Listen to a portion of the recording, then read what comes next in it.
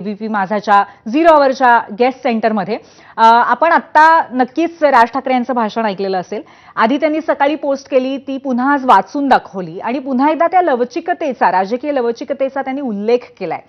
वारंवार हे म्हणून राज ठाकरेंना नक्की काय सांगायचंय लोकांना, काय राजकीय अर्थ निघतो याचा?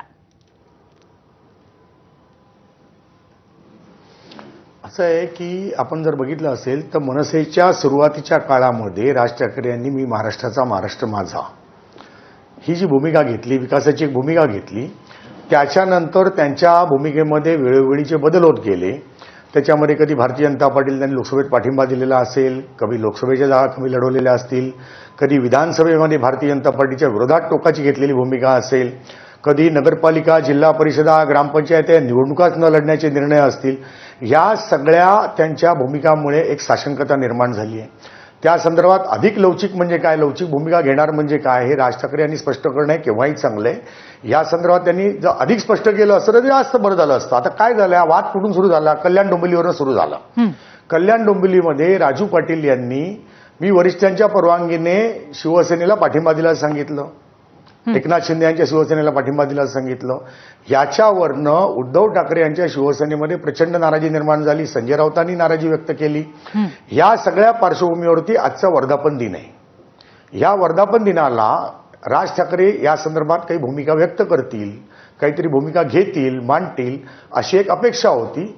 त्यांनी त्यांची भूमिका स्पष्ट करताना एक लवचिक भूमिका, हा लवचिक एक शब्द वापरलाय आणि हा विषय तिथे सोडून दिलेला आहे। अधिक स्पष्टता पुढच्या काळात करतील याच्यावरती।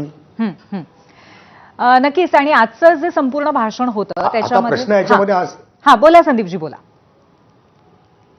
आता याच्यामध्ये प्रश्न असा आहे की राजू पाटलांनी मुळात अशी भूमिका का घेतली, तर राजू पाटलांच्या पक्षामध्ये जे 4 नगरसेवक आले होते ते मुळात शिवसेने शिंदे गटाकडनं त्यांना तिकीट टाळायला मिळालं, ते भाजपला जागा सुटल्या होत्या। आता हे जर 4 नगरसेवक फुटले तर काय होईल?